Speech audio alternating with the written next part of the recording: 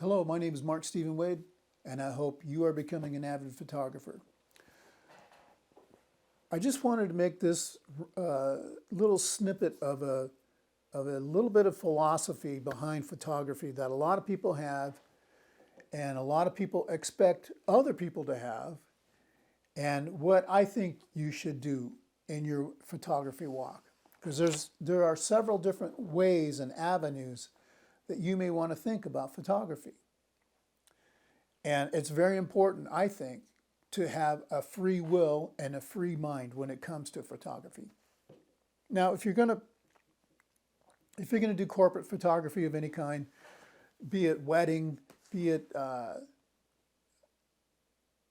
if you're going to make portraits, you're going to have to think a specific way because the output has to be clear, it needs to be clean, it needs to be focused and true to color, true to, rendering. Everything needs to look right. You're not going to use some kind of fisheye lens necessarily for headshots where everything comes out distorted and weird looking. Okay, you're just not going to do that. That just wouldn't be right. I think that's understood. And if you're going to enter a contest, say you're going to make a photograph to enter a contest, contests have rules and they tell you what they expect. They tell you what you can do, what you can't do. Like maybe you can do things in Photoshop, but you can't add anything or you can't really take anything away to change the stuff in there. That doesn't mean that you can't clean it up if you have a dirty sensor or something. That's usually not what it means.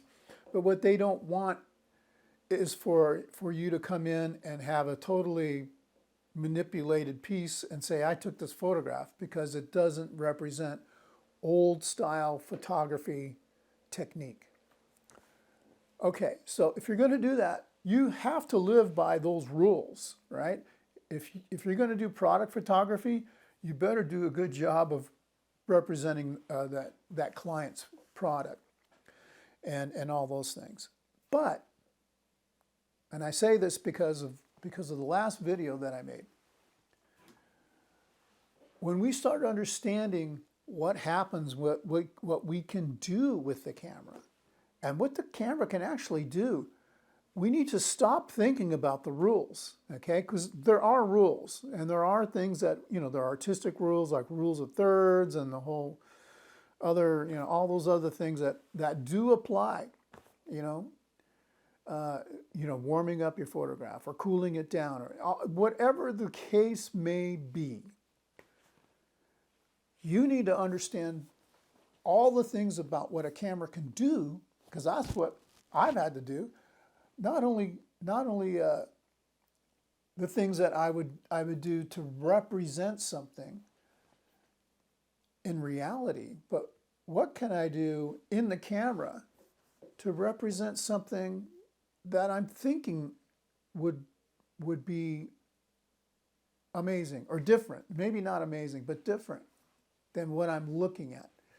And this is something that a lot of people, they don't like this idea, they don't want you to do this because it's not traditional photography. Old school film was, and even film, believe me, that wasn't the original photograph medium.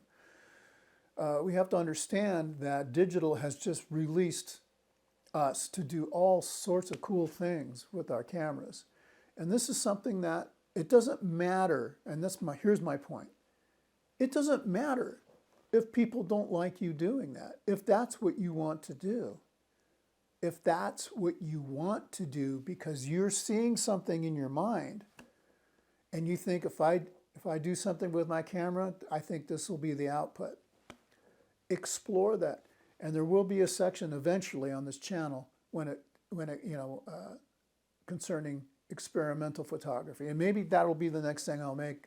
Maybe I'll make a video about experimental photography and what it means to stop thinking with the rigidity of what everybody else wants you to think and start thinking of something that you just want to do and you want to try. That is where I want to take you on this photographic journey. It's not all about rules. It's about knowing the rules and then understanding how to cast off all the rules and just make something that you want. Now, very early in my walk, a couple of years into it, I started making dreamscapes. And basically, I was incorporating the extremes of what the camera can do. I was using 12, 13 filters to slow my camera down. And when you slow your camera down, you'll be amazed at what you can do. And we're going to talk about that. And I want to thank you for listening, and I hope you become an avid photographer. Thanks again. See ya.